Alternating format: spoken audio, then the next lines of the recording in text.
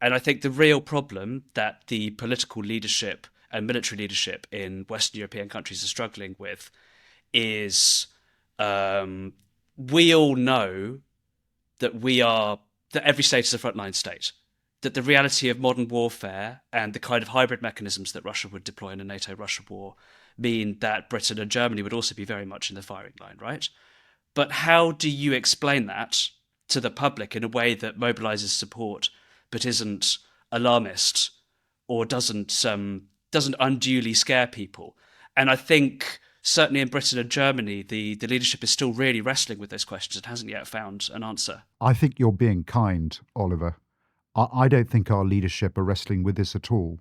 I mean, it was one of the most important recommendations that came out of the Strategic Defence Review, the need to have a conversation along the lines that you just so eloquently described.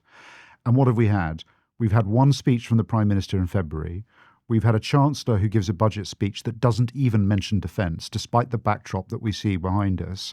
And we've had, rather than a national debate, we've had a national muffling, because the people who should be making this debate, who should be contributing to it, who should be explaining, educating and reassuring, have been gagged. So none of the service chiefs, none of the defence officials are allowed to speak out.